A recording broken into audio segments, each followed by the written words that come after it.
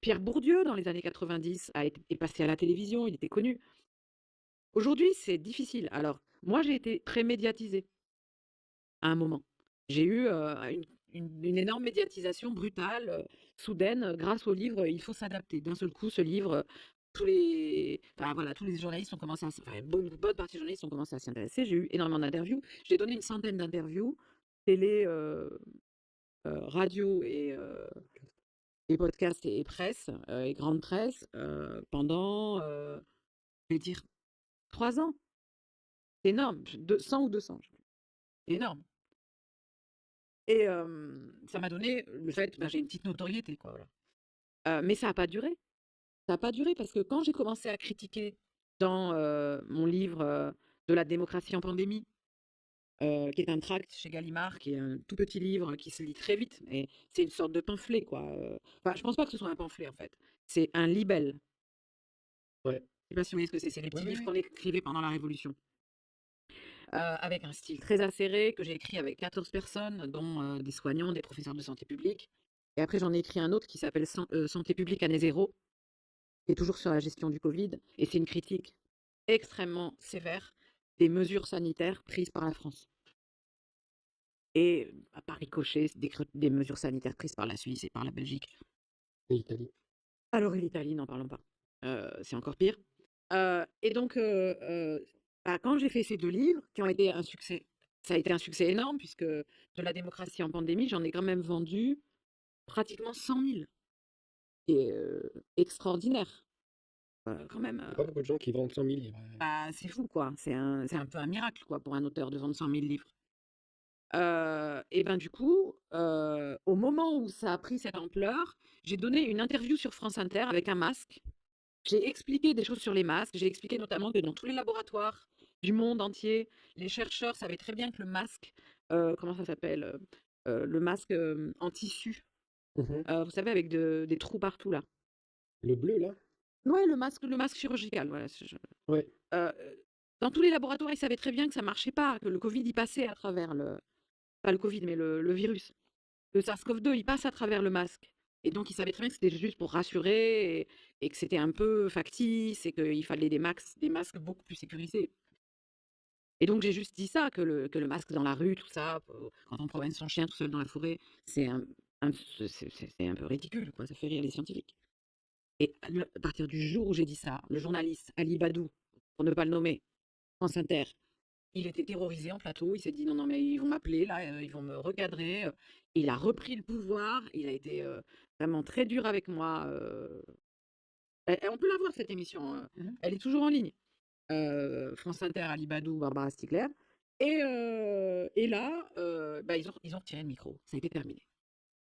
Après plus d'invitations, plus Pratiquement d'apparitions. plus Ça jamais a vraiment changé d'invitation. du jour au lendemain. Ouais, je suis passée de 200 interviews Ouais.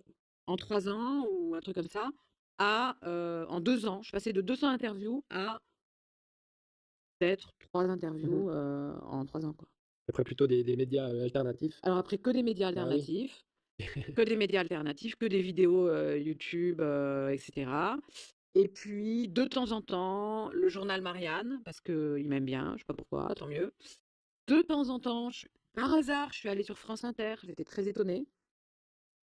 Ils n'ont pas décommandé parce que ce qui se passe, c'est qu'en fait, j'ai encore eu des invitations à la télé et dans les grandes radios, mais à chaque fois que je prenais mon billet de train, l'attaché de presse m'appelait pour me dire que c'était décommandé. C'est violent quand même, hein. C'est violent, mais aussi c'est très, comment dire? Explicatif. Enfin, ça parle en soi. On a le même cas avec, Greta Thunberg Ouais, qui, était sur tout. Alors ouais, même pouvait même ouais, serrer la main au président, Barack Obama.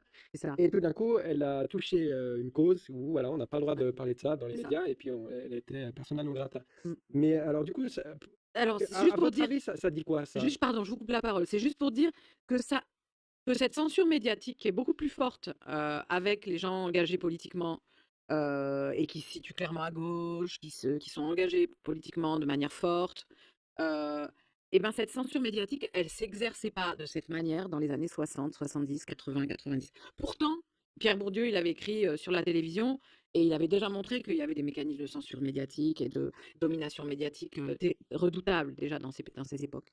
Mais il y avait quand même la possibilité que des grandes figures intellectuelles, très engagées de gauche puissent, être très connues du grand public. Aujourd'hui, ça devient très compliqué.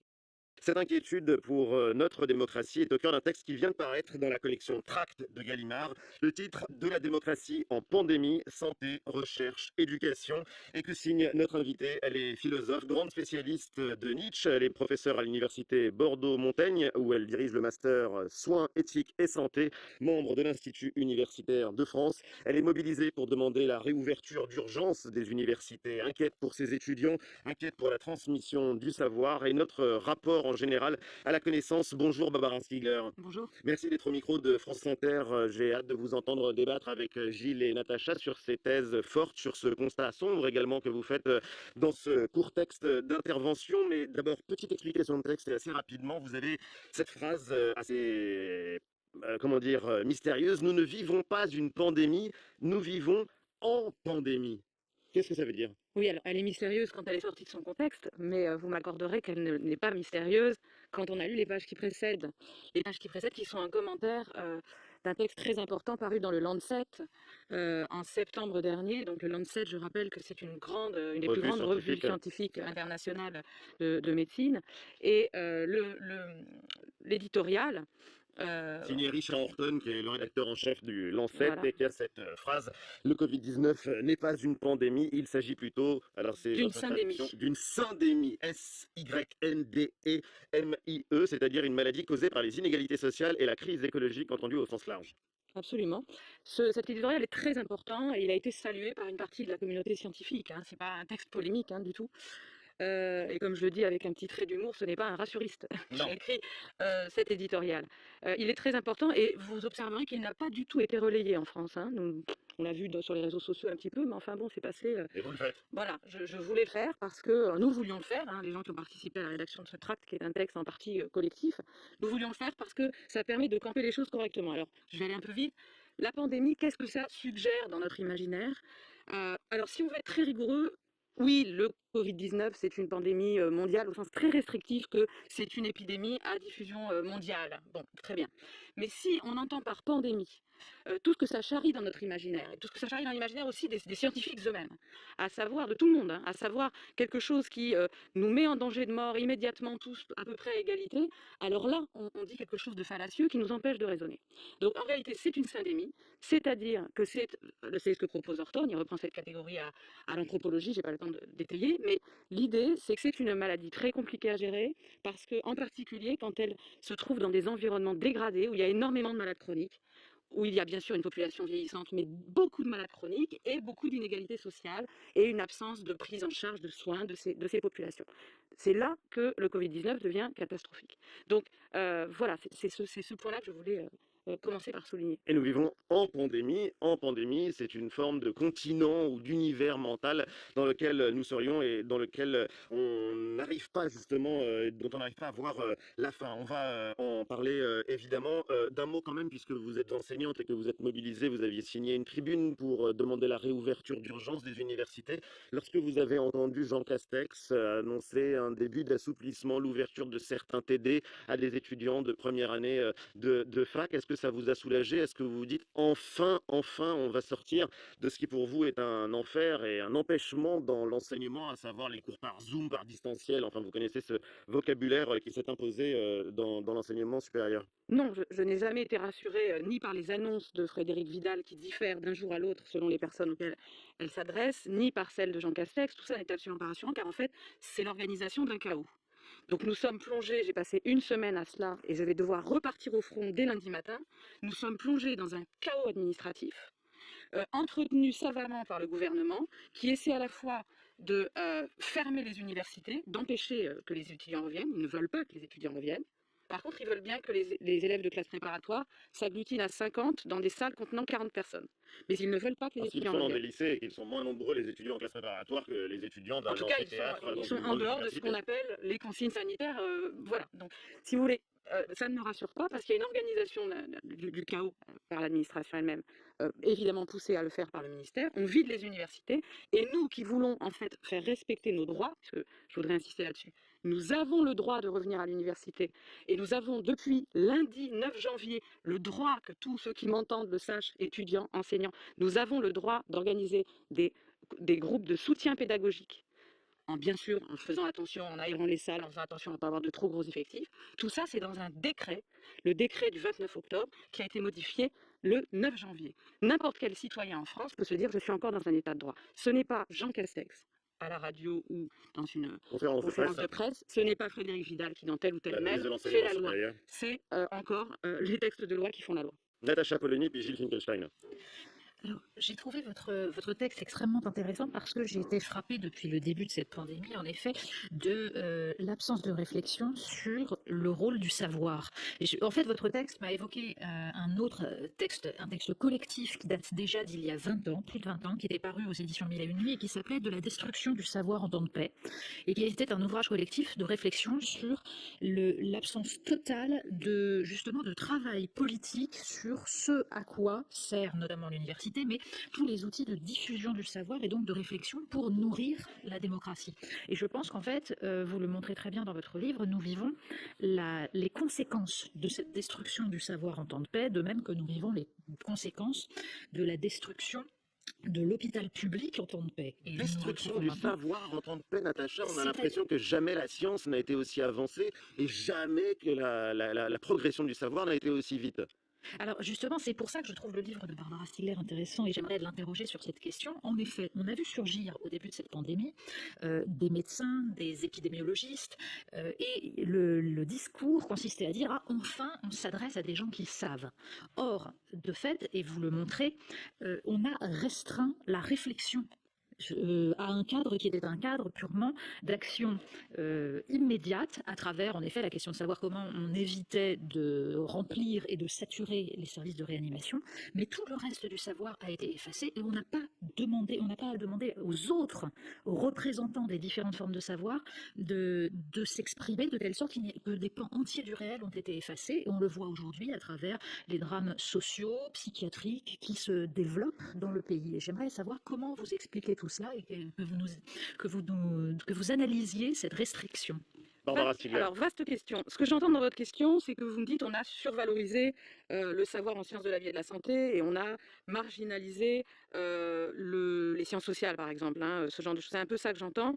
Ou bien certains secteurs de la médecine comme la psychiatrie. Vous avez parfaitement raison. Mais c'est pire encore. C'est-à-dire qu'on a utilisé, et on continue de le faire tous les matins et tous les après-midi et tous les soirs sur les canaux médiatiques dominants, et il faut le dénoncer, on a utilisé des éléments atomiques plus ou moins vrais de savoir scientifique, médical. On a compilé dans une conversation, dans un bruit médiatique permanent, pour raconter en fait bien souvent n'importe quoi. Comment ça? Alors par exemple, quand on vous dit que le masque, il faut le mettre partout dans la rue, etc. Bon, la communauté scientifique internationale est complètement consternée quand on dise de telles contre-vérités. Hein. Voilà, parce que dans la rue, on n'a absolument pas besoin, quand c'est aéré, etc., il n'y a pas de virus qui circule. Bon, on pourrait vous opposer vraiment beaucoup d'objections, mais admettons. Ah mais là je fais juste état de la conversation scientifique entre personnes qui font des tests en laboratoire, etc., qu'on essaie de maintenir malgré l'atomisation liée au confinement. Mais ça, c'est un exemple massif. Alors, juste ça, c'est le premier point. On a utilisé des petits bouts de savoir scientifique, entre guillemets, des petits atomes d'information pour construire toute une vérité scientifique qui n'en est pas une. Ça, c'est le premier point. Et donc, manipulation, voilà. Mais on a fait ça avec l'économie depuis des décennies. Hein. En économie, on fait la même chose. On va y venir à la question économique, puisque le néolibéralisme est au centre de votre Et d'autre part, on a complètement oublié que le savoir, c'est effectivement, et c'est ça, je pense que Natacha Polony voulait dire aussi, c'est une élaboration collective, contradictoire, qui se fait dans le temps, qu'il faut une conversation scientifique, une disputatio, etc., etc. Et on a figé le savoir comme si la vérité trônait dans un ciel permanent, etc. Ce qui donne un rapport au savoir complètement immature, hein, de la part des dirigeants, de la part de tout le monde, finalement. Voilà. Non, c'est curieux parce que j'avais le sentiment inverse. Mais c'est le sentiment inverse, c'est-à-dire au contraire, il y a eu des débats entre scientifiques et qu'ils n'en finissent pas, et qu'il y a eu au contraire une mise en commun du savoir. Alors, avec des scientifiques qui ont discuté, négocié partout dans le monde. Mais si c'est pas mal de débattre avec vous sur le fait qu'il y a un regain de passion pour qu'est-ce que la santé, ça c'est très bien. Et il y a des discussions. Natacha voulait rajouter quelque chose, puis j'ai rapidement Natacha. Oui, très rapidement, une petite précision, c'est que je pense que la question est celle à la fois de la façon de la place du savoir avoir dans la société, c'est-à-dire de la façon dont les citoyens sont associés à cette réflexion et à cette élaboration d'une pensée rationnelle. Or, je pense qu'on n'a absolument pas fait appel à la rationalité des citoyens et que c'est en ça qu'il y a un problème démocratique. Et deuxième point, je pense qu'il y a une instrumentalisation du savoir, c'est-à-dire une hypertrophie de la dimension d'efficacité et de performance à court terme, et qu'en fait, la quête de la réflexion à long terme désintéressée qui n'aboutit pas forcément immédiatement à une utilisation concrète, en revanche, a été totalement détruite. Gilles Finkelstein. Oui, votre essai est paru dans la collection Tract et je trouve que c'est pas un hasard. Vous faites preuve d'une conviction très forte. On n'est pas dans la nuance, on est vraiment dans l'affirmation d'un ton qui est très vif. On sent un cri de colère par rapport à ce qui s'est passé, d'une thèse en fait, qui est assez simple. Je ne sais pas si je la résume bien en disant il s'est moins agi de sauver des vies que d'asservir des individus, la société et de museler le débat démocratique. Je peux avoir. J'ai eu à la lecture des accords sur telle ou telle partie, mais moi aussi je trouve que c'est intéressant que vous soyez là parce que je suis en désaccord complet sur la thèse elle-même et sur ce ton-là, et donc je suis heureux de pouvoir vous interroger. Peut-être la première question, je voudrais prolonger ce que disait Ali tout à l'heure sur le rapport au réel et sur l'analyse que l'on fait de cette situation sanitaire. Vous dites que ce n'est pas une pandémie, vous dites que la cause de la crise, ce n'est pas la maladie infectieuse. Quelle est la réalité de la crise sanitaire? Est-ce qu'elle se résout simplement parce qu'on a plus de lits dans l'hôpital public? Et ça, c'est un peu la question presque du début, mais on voit ses conséquences à la fin. Lorsque vous revenez sur la stratégie de vaccination, est-ce que si on privilégie la vaccination des plus âgés, ce n'est pas simplement précisément en raison de l'analyse que l'on fait de la situation sanitaire et du fait qu'ils sont plus fragiles, mais comme vous le dites, est-ce qu'on le fait parce que les jeunes sont plus réticents? Est-ce qu'il y a une manipulation derrière cette stratégie de vaccination? Barbara Il y a Stiegler. beaucoup de questions dans votre question. Ouais, il y en a deux.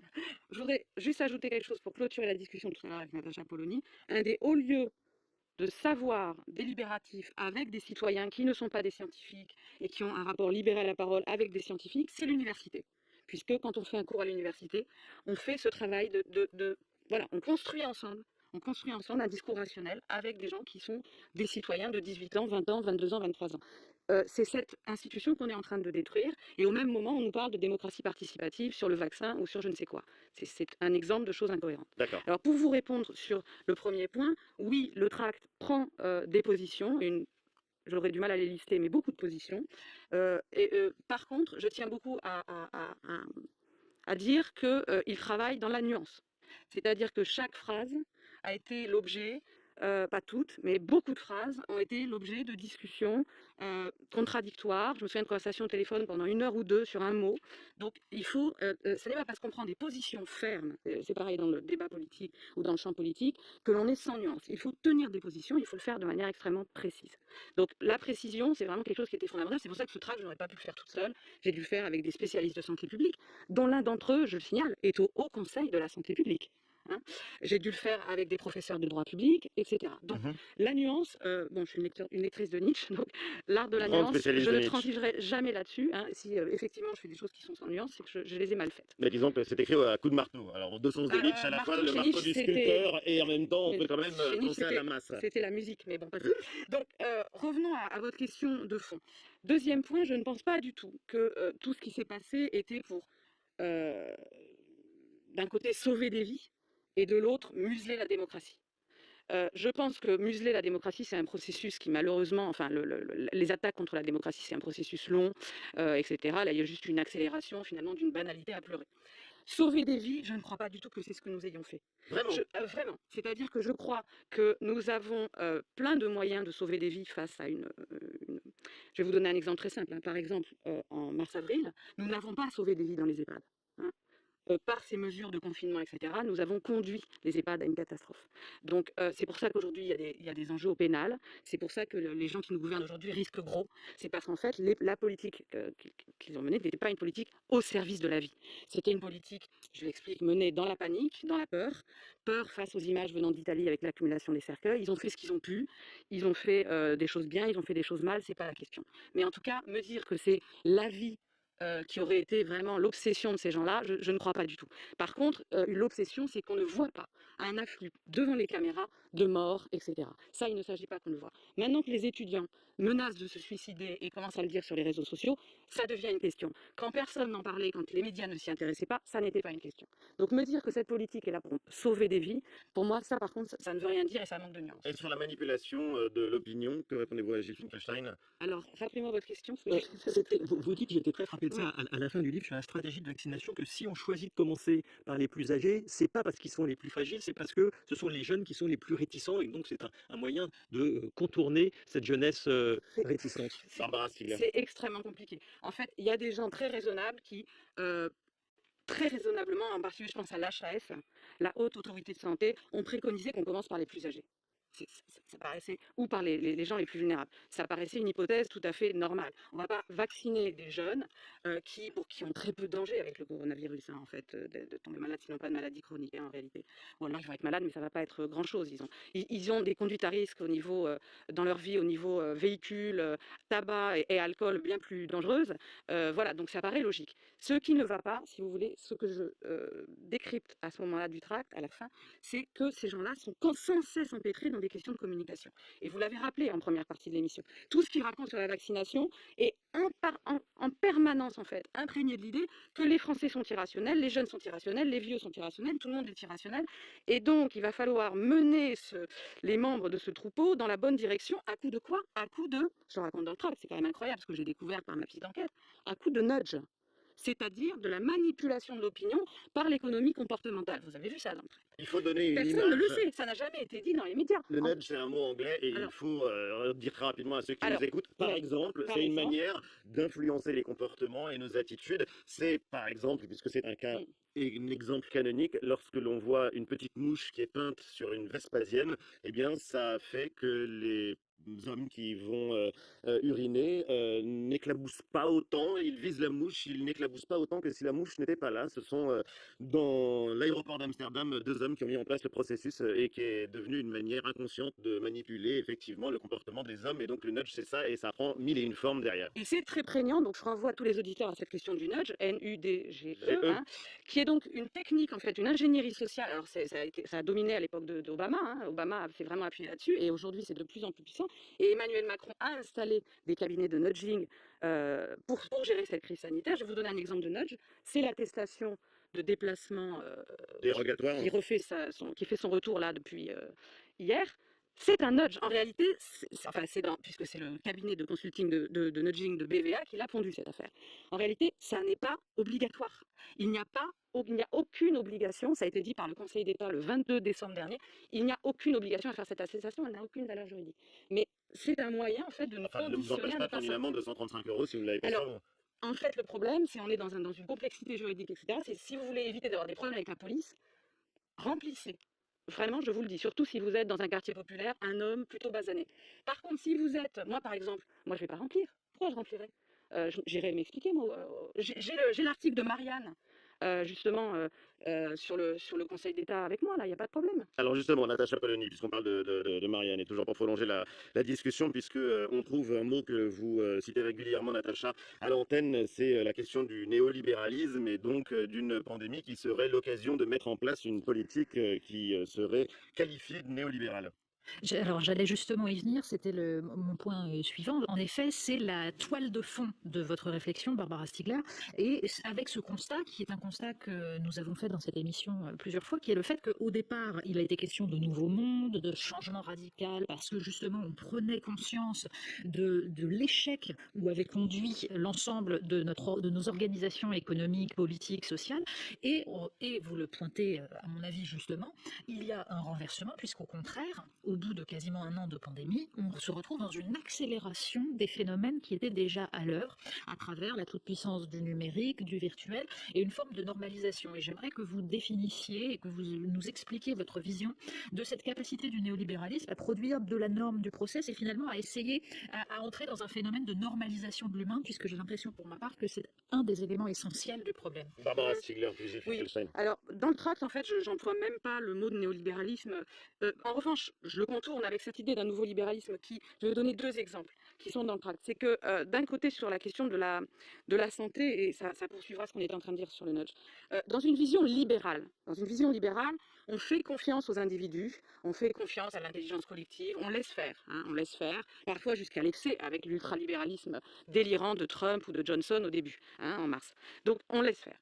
Dans une vision néolibérale ou du nouveau libéralisme qui a émergé dans les années 30 et que j'ai étudié pendant des années, on ne fait pas confiance ni aux individus ni aux collectifs et on considère que les sujets sont remplis de biais, ils sont complètement irrationnels, hein, et donc il faut les conditionner, il faut conditionner leur comportement. Donc ça donne une politique de santé publique qui, à mes yeux, n'en est pas une, puisque c'est pas ça en fait la santé publique.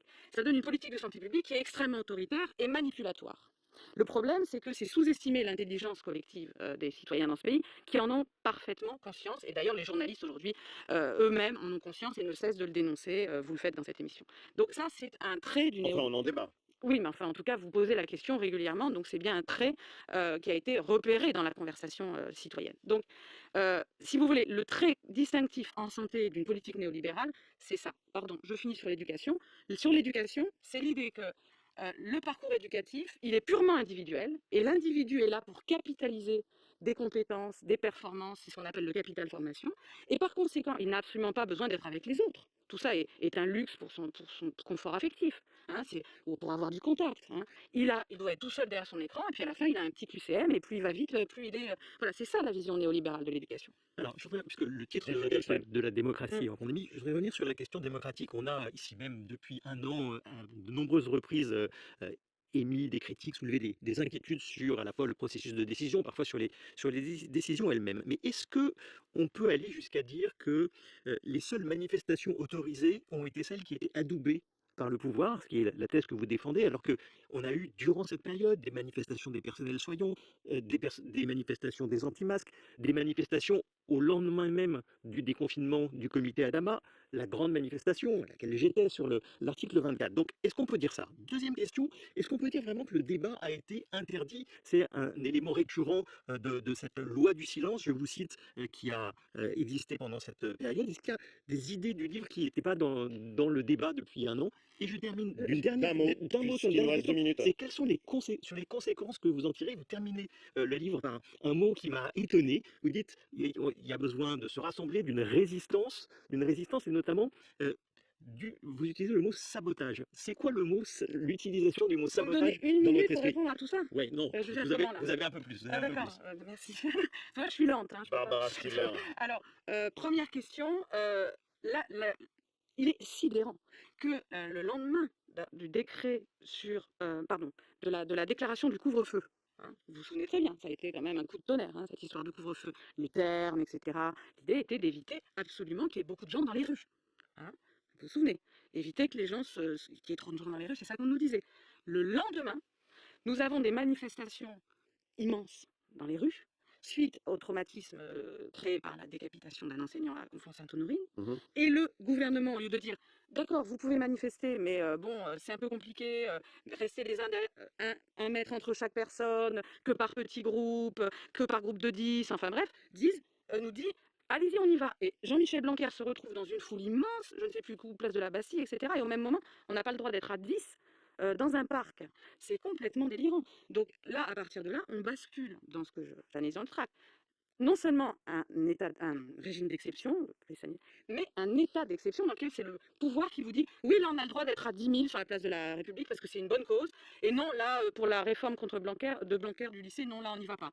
Parce que c'est comme ça que ça se passe. C'est le préfet à chaque fois qui dit si ça lui convient ou si ça lui convient pas. Ça n'est pas acceptable. Vous parlez des ultralibéraux, même si vous n'employez pas le mot néolibéralisme, vous parlez des néolibéraux. D'un mot, la politique du quoi qu'il en coûte, l'État-providence qui n'a sans doute jamais été aussi puissant en France aujourd'hui, les centaines de milliards mobilisés et le taux de prélèvement fiscal le plus élevé de l'OCDE en France, ça désigne vraiment une politique néolibérale, Barbara Stiegler? Ah mais il n'y a pas d'État-providence là. C'est par exemple quand on regarde les milliards qui sont déversés, c'est pas les plus fragiles qui en profitent. Ce ne sont pas les étudiants qui aujourd'hui n'ont rien à manger. Il y a pas certains de mes étudiants n'ont rien à manger. hein, et non pratiquement aucune aide, 100 € pour Noël.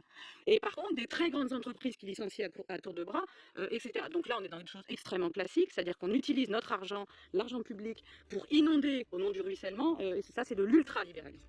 Le néolibéralisme, c'est autre chose, c'est la fabrication de nouvelles normes sur les individus et les collectifs pour les transformer et les adapter aux exigences d'un marché mondialisé. Et dans un monde comme ça, vous n'avez pas le droit de sortir de chez vous à 18h, par contre, vous avez le droit de prendre l'avion, d'aller à New York, de faire du business, de faire des réunions à l'Élysée à 30 parce qu'on est des gens très importants, d'aller dans les médias sans masque parce qu'on est très important. Pas à etc. France Inter. Oui, je sais, mais ailleurs, la semaine prochaine, je n'aurai pas de masque. Donc on est dans l'arbitraire. Voilà. Merci. En tout cas, c'est passionnant et le débat est malheureusement trop court. Merci Barbara Stiegler d'avoir été l'invitée du Grand Face à Face et je sais que c'est frustrant parce que Gilles et Natacha avaient encore beaucoup de questions à vous poser. De la démocratie en pandémie, santé, recherche, éducation est publié dans la collection Tract de Gallimard. Rendez-vous samedi prochain.